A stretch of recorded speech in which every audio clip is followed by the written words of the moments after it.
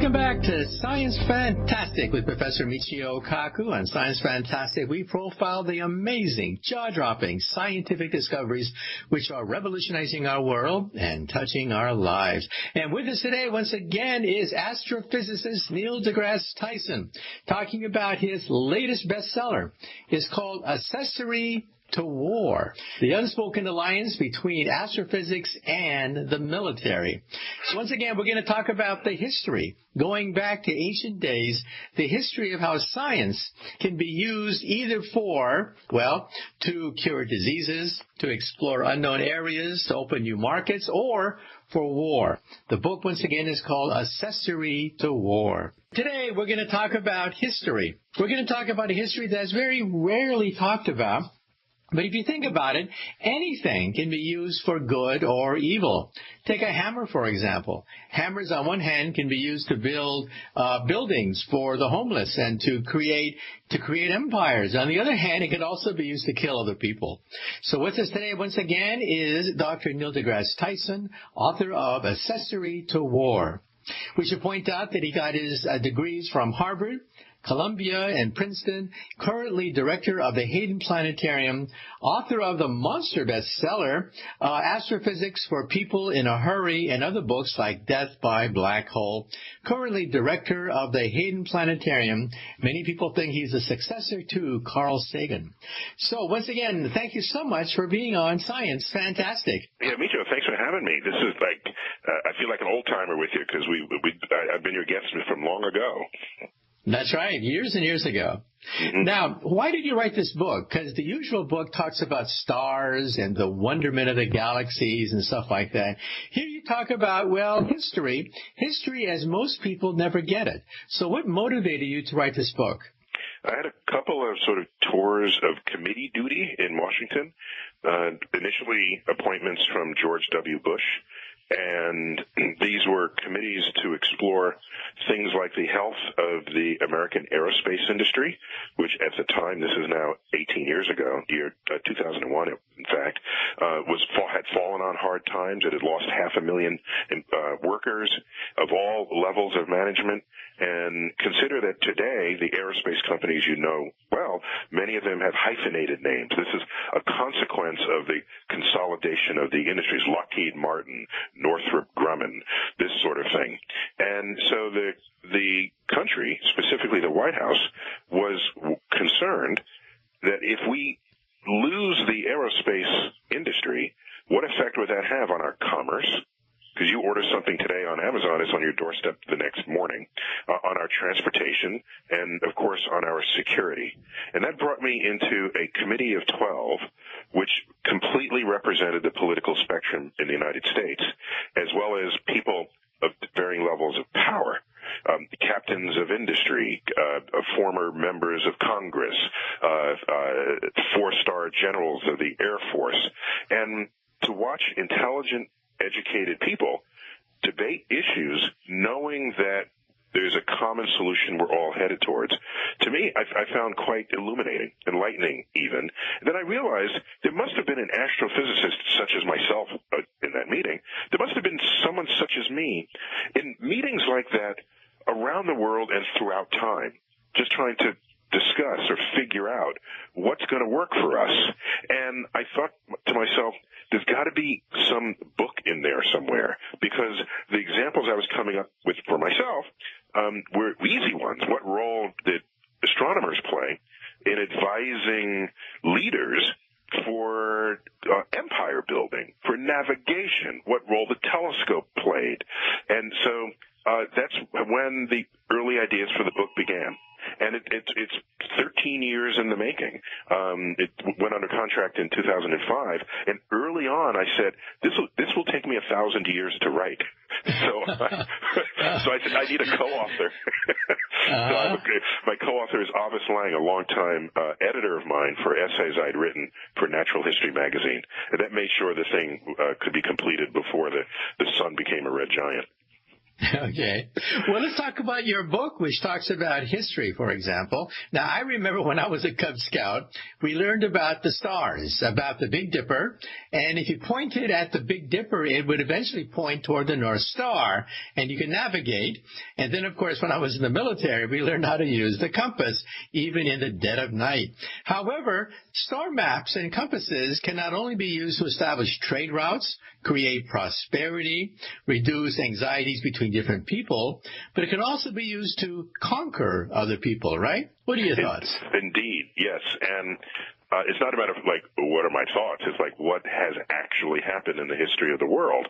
So if you look at almost every empire that was built, especially over the time of the great sort of seafaring voyages, but even before that, you can go back to the time of the Ottoman Empire, for example, where people are spreading their influence, for better or for worse, for those who are getting this influence spread upon them. And in order to know where you're going, where you came from, and where you are, you need to know your coordinates on Earth.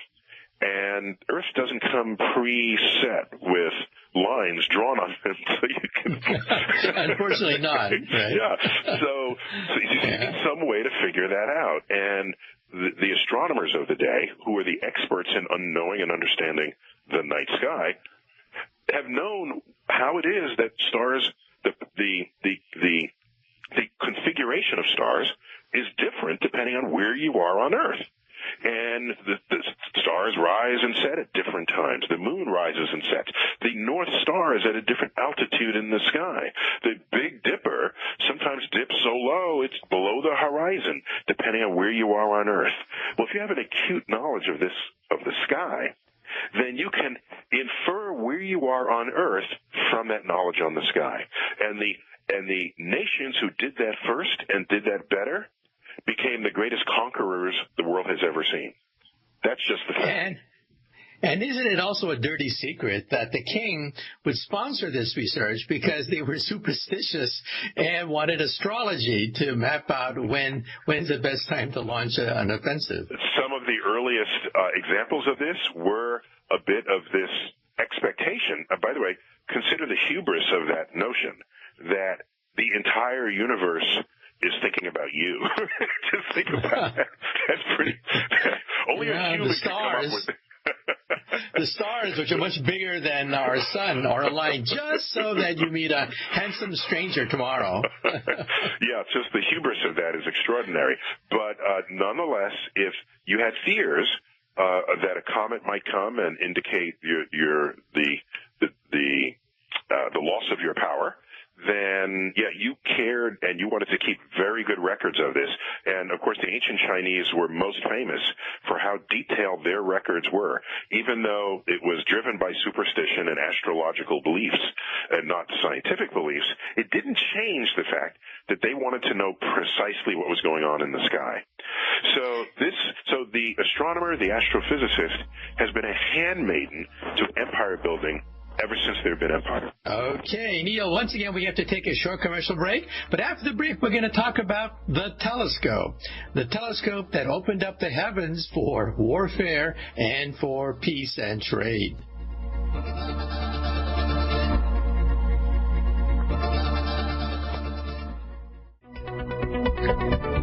Welcome back to Science Fantastic with Professor Michio Kaku. We're very delighted to have with us once again Dr. Neil deGrasse Tyson, author of that monster bestseller, Astrophysics for People in a Hurry.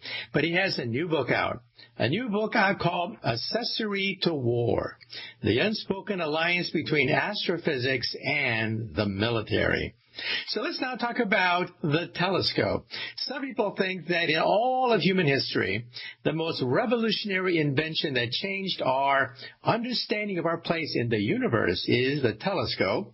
And immediately it was used to establish trade, to understand the heavens, the stars, but also used by navies to fight wars. So what does the book say about the telescope? Yeah, so the telescope was invented in the Netherlands which in retrospect is not surprising given how active they were just in optics and lens making. And so to the idea that you might put two lenses together in a tube and then see distant things as close up, somebody had to sort of think that up first, and it was. And within a couple of years of that, Galileo, upon having heard that someone had done it, made a way better version of it. This is within a couple of years. We're talking 1608, within 5 years of the development of the telescope in the Netherlands. He comes up with a perfected version of it, knows its value immediately, and before he even looks up at the night sky, he goes to the Doge of Venice, invites him to the clock tower, the highest point in the area, shows him that you can identify whether a ship is under friend or foe flag flying on their mast at 10 times the distance than you can with the unaided eye, enabling you to establish the strength of their navy, giving you extra time to defend. And so immediately a slew of these telescopes were purchased from Galileo, and then he spent the rest of his time looking up at the night sky with it. So commerce came first, huh? Of course, Venice was a huge mercantile nation state, but it was not without the risk of people trying to. The telescope became an immediate security device for that city-state, and so that was like one of the earliest applications of it. But any other military application becomes completely obvious. You know, the telescope doesn't kill you; it doesn't explode. It's not a weapon in that sense. It is the world's first truly exceptional spy device, intelligence gathering device. If you have a telescope and your enemy doesn't, you will know long before they arrive what they're up to, and you can defend against that. You can, and so the telescope was immediately adopted by any and every military force that could acquire it. Even George Washington wrote lovingly of his telescope, and the people who painted that famous painting of him crossing the Delaware, if you zoom in on that painting, in his right hand he's holding a telescope. It's really good. And so knowledge at a distance becomes very important. And if you want to fast forward that to modern times, the telescope extended human vision, but it only extended it initially in the visible light bands of wavelength. But when we learned that there's more light than just red, orange, yellow, green, blue, violet, the colors of the rainbow, there's things like ultraviolet and X-rays and gamma rays and radio waves. That meant we could make telescopes in all these other bands, in bands of light you can't even see. And if that's the case, I could be looking at you and you wouldn't even know I was looking at you, because I'm using wavelengths of light invisible to your eyes. So your intro to the telescope in this segment couldn't be more accurate, that it completely transformed how we relate to one another, how we think about information, and empire building became that much more potent in the presence of the telescope. And isn't it true that the telescope, in some sense, is the most seditious, revolutionary invention of all time, because it changed our understanding of religion, our place in the universe, what it's all about, our worldview? All of it changed with the telescope, right? Well, so that's the other side of that equation. So there's one, well, I want to conquer you and I want to see you from a distance. The other one is, while I'm looking up, I learned, oh my gosh, no, Earth is not in the center of anything. Oh, the Earth is small compared to the sun. Earth is small compared to the most other planets. Oh my gosh, the solar system is not in any special place. Oh, the galaxy is not even the only galaxy. We might not even have the only universe in the multiverse. So yes. Talk about an ego destabilizing device. There's no greater force operating against human hubris than the telescope itself. Okay. Well, that's the way it went for several hundred years, but then we hit World War I and especially World War II, which changed everything. Everything changed. All of a sudden, eggheads who normally dabble with mathematics and physics were being courted by the military because of, well, radar, rockets, the V2, the atomic bomb. So walk us through now all the different developments in astrophysics during World War II that really changed everything about modern society. Well, so a couple of things. The relationship of the physicist to war is very well known and widely talked about, and you are also share your knowledge and expert recollections of that relationship. And books have been written. There was Richard Rhodes' book, The Making of the Atomic Bomb. So the role of the physicist is pretty clear. You know, they sort of initiated and built the atomic and bombs and all the bombs that followed. The role of the chemist, like in the First World War, was pretty well established with mustard gas and other chemical weapons. In modern times, the biologist might weaponize anthrax. So their roles are well known. It's the astronomer's role that wasn't so clearly identified in the minds of the public. And so come the Second World War, you have the rocket genius of Wernher von Braun thinking, I don't want to just drop bombs out of an airplane. Let me launch these things, not in an airplane, have them leave the atmosphere and come back out of the atmosphere and land on its target, and you don't even know it's coming because it's traveling hypersonically. This was the genesis of the V2. The Vengeance Weapon 2. The first one was not a rocket. It was a self-propelled missile, basically. The V2 was the birth of modern rocketry. And everyone knew that after the war, the technology for the V2, if it stuck around, it would be the kind of technology you would need to go to the moon. And at the end of the war, Project Paperclip, Operation Paperclip, we, the United States, went onto the line of all the Nazis that were captured, and no, Wernher von Braun and his rocket team did not go to Nuremberg. All right, we snatched them and had them birth our rocket program. And Wernher von Braun in the 1950s was at the beginning of NASA, headed the entire effort for the United States to go to the moon.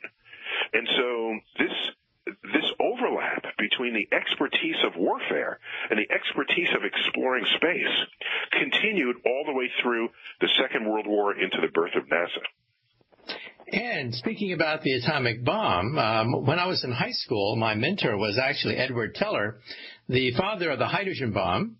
And when I graduated from Harvard, he offered me a job to go to Los Alamos, Livermore, or MIT to design hydrogen warheads.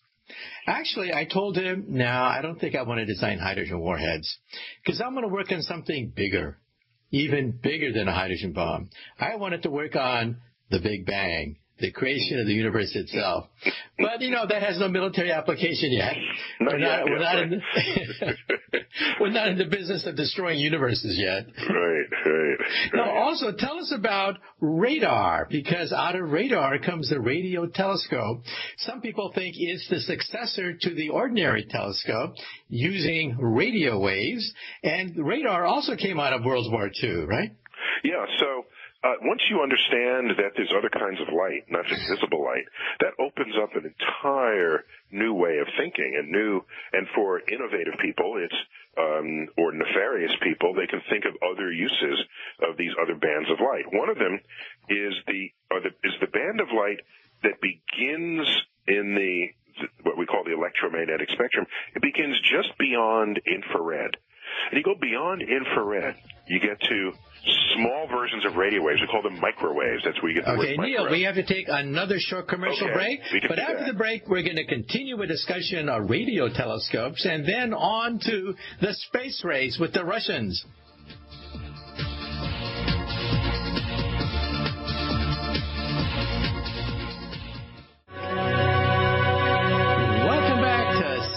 Fantastic with Professor Michio Kaku. With us today is Dr. Neil deGrasse Tyson. Many people think of him as the successor to Carl Sagan. We're talking about his latest book written by Avis Lang.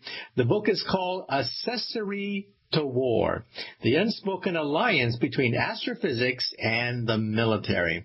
Well, when we last left off, we were talking about rockets, how rockets can be used to send payloads to London to destroy whole city blocks of London, but also to open up the heavens for space exploration. And also radar, yet another invention that came out of World War II that could be used to track jets, but also to open up our understanding of black holes and galactic nuclei. So explain to us now the evolution of yet another invention, radar. Yeah, so we have in the Second World War the knowledge that there's part of the electromagnetic spectrum that goes beyond what we call infrared. Below infrared, there's small versions of radio waves, which then got to be known as microwaves. And these are, you can't see them with your eye, but they can do things like pass through walls. But they also can be reflected off of some surfaces, particularly metallic surfaces. So, if I can take a signal of microwaves, beam it out, and have it reflect back to me, and I can make an image of what the shape of that signal is coming back, then I can figure out not only how far away you are, but what you might even look like, even if you're very far away from me.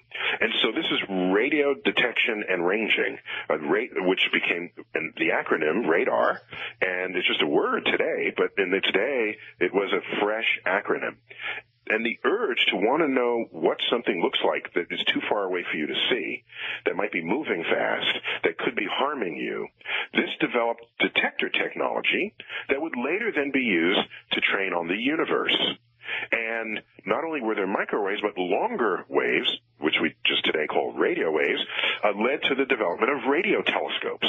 And so you combine microwave and radio telescopes, which got their birthright from war, to turn them on the universe. This enabled us to discover radio wave galaxies. It enabled us to discover the signature of the Big Bang itself, the famous cosmic microwave background. This is the signature of the Big Bang today manifests as microwaves, and you need microwave telescopes to make that detection in the first place. So it all comes from back to war, right? That war, in some sense, was the stimulus, the funding, the assemblage of all these brains to create radar came out of war, but now we use it to explore the universe, right? Yeah, and this is but I want to emphasize that this is a two-way street, not a one-way street. So the scientists, astrophysicists are walking in one direction. There's a picket fence maybe that separates us, and we look over the fence. Hey, guys, you got something we could use that's declassified? Oh, my gosh, we'll use that. One of them, for example, became our Hubble telescope. In its previous versions, it was a spy telescope in orbit around the Earth. And so we exploited all of the background research that made the telescope so great, and we said we're going to point it up instead of down. And they look over our fence because we have people deeply committed to making cosmic discovery. And we will invent things that they might not have the motivation to invent because they're not even thinking that way. And when that happens, it goes the other way, and that's how they then exploited the telescope. The telescope was not invented for military purposes, but they certainly exploited it. And also it goes back and forth, right? Like gamma-ray bursters were actually first thought of as being a secret weapon of the Russians, only to become known as a gigantic explosion in space.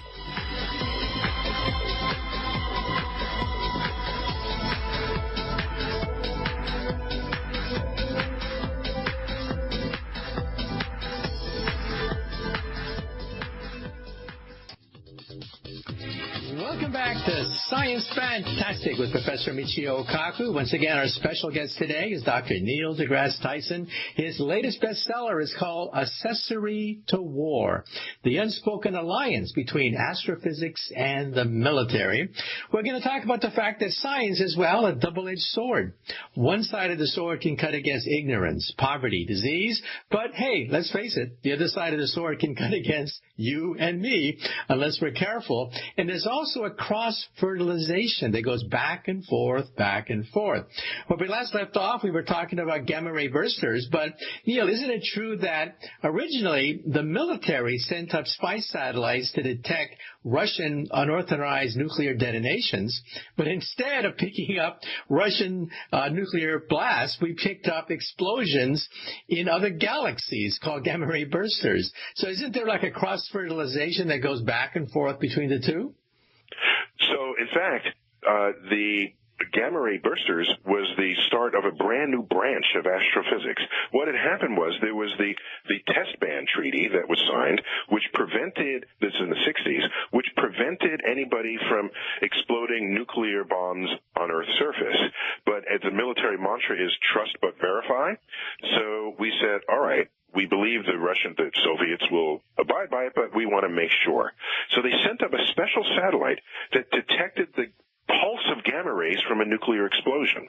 And to their surprise, every day, approximately once a day, there was an explosion. They said, wait a minute, do we have any other satellites detecting this? Any other any ground truth on this?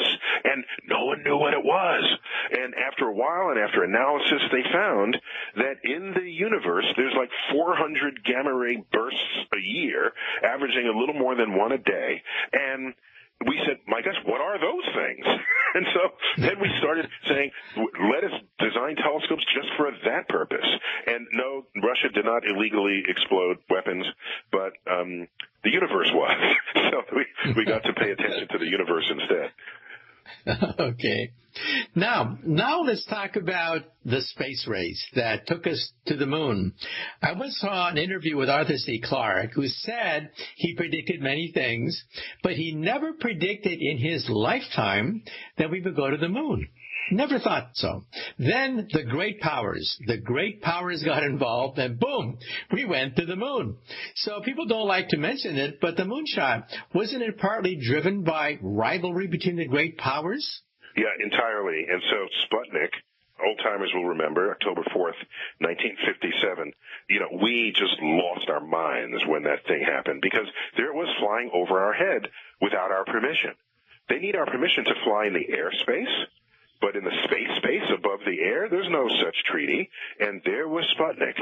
Now, it feels innocent at first. It's just a little radio transmitter going beep, beep, and the word Sputnik translates to fellow traveler. But the military knew that they felt threatened because it was launched in an intercontinental ballistic missile with a hollowed-out shell where they put the radio transmitter instead of a nuclear warhead. So this, by many, was an act of war, and we freaked out, and we redoubled our investments, and we created NASA, a civilian agency, yes, but every astronaut but one served in the military. So the motivation, the drivers, the money that was spent, but I don't want to die driver rather than I want to explore the universe driver.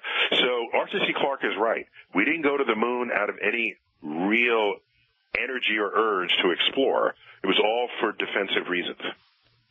Well, I remember when the first weather satellite went up in orbit, the Tyros weather satellite, President LBJ got a lot of flack because people said, if you want to know the weather, lick your index finger, point it in the wind, and you now know the weather. You don't need $1 billion Tyros weather satellite to know what the weather is. That's funny. So anyway, that night I saw him on TV, and it turns out the Tyros weather satellite picked up a hurricane. For the first time in human history, we could actually see a hurricane as it headed toward Texas. We had advance warning. We could evacuate people. People could hunker down. Property damage could be at a minimum. And that night, I still remember watching him. He came on television, and he said, tonight, the space program has paid for itself. Okay, let's take another short commercial break. Once again, you are listening to Science Fantastic.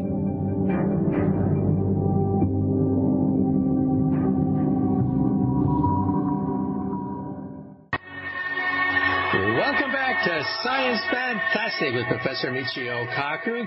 Well, we're privileged to have with us today Dr. Neil deGrasse Tyson.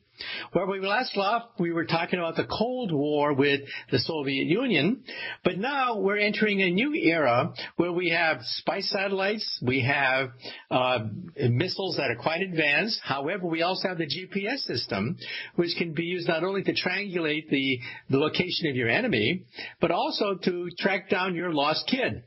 So tell us now about the relationship between war and astrophysics in the modern day age. Modern day, people say to themselves, no, we don't want the militarization of space. That's a bad use of space. There's a treaty in 1967, now has 100 and something, 108 or so signers, we among them, which commits to the peaceful use of outer space, but it leaves open a small crack that says you can defend your things in space, your assets in space, and it's not clear how much weaponry you would need to accomplish that. And then if you see a satellite coming towards you that you think is going to harm your satellite, can you preemptively take it out? Does that count as defense? So there's a gray area there. But what is true is, though we think of the Star Wars, the film, and weapons and missiles and things, space has already been, in a sense, weaponized ever since we've been in space. But it's weaponized in not the traditional way you think. It is riddled with spy satellites that are obtaining information about enemies. It's the modern version of standing on a mountaintop with a telescope looking at the advancing armies of your enemies. The 2003 Gulf War was entirely enabled by space assets, led by the GPS satellite system launched by the Air Force. GPS, again, just like the astronomers of centuries past, aiding conquerors with coordinate systems on Earth, GPS allows troop movement to know where they are when there aren't otherwise street signs, or if you're in the middle of the desert, where are you? How far away are you from the enemy? How are your missiles going to track their targets? The command and control of that war was enabled by space assets. For me, that is the militarization of space already. So in the future, that would just continue. I don't see any reason why that would be any different. Okay, now the president made headlines recently. We're talking about a space force like the Air Force. Some people say, well, we need a sheriff on the block. I mean, after all, the Chinese, the Russians are militarizing space. Let's not be naive about it. Other people say, well, it could create a space race, and space is very fragile. It wouldn't take much to wipe out all our satellites in space. So what are your thoughts? Yeah, that's a great point. So, again, is the Space Force concept one where we just have weapons in space batting other satellites out of operation, or what? It turns out if you start busting up satellites, breaking them into pieces, then each of those pieces becomes its own deadly projectile that could damage other satellites, including your own. This is the modern version of the chemical warfare in the First World War, where you spread mustard gas over the trenches, and because your bullets can't round that corner, and then the wind changes and it blows back in your face. So the idea of a space war where we're just wreaking havoc in orbit is unrealistic as the goal of anybody would accomplish. You'd have to, if you're going to take out a satellite, it would have to be in a way that doesn't then break it into pieces. There are ways to do that. There are thermal kills where you heat up a circuit board and it fries it, and the object is still there, but it's not any more dangerous than it was before as a projectile because it's only one piece, right? So I don't know where this will go in the future. People say, oh, we should have peace in space. And I'm saying, well, do you really think that's possible if we don't have peace on Earth? Why should space be a fundamentally different thing for how humans would treat each other? So I will believe we'll have peace in space when you can demonstrate you can make peace here on Earth. And until then, space is another high ground, like any other high ground that anyone has been searching for over the past centuries and millennia. Now, some people think that, well, there's a Chinese expression, never pick up a rock, only to drop it on your own feet.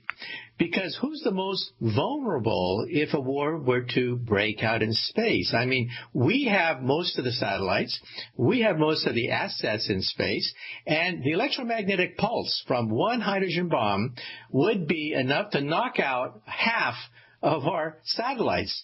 2 atomic bombs will knock out 100% of our eyes and ears in space. So what are your thoughts? If war were to break out, wouldn't it be really, really messy? Yes, it would be messy. And by the way, if it's an actual bomb, the electromagnetic pulse doesn't need the air pressure to do its thing.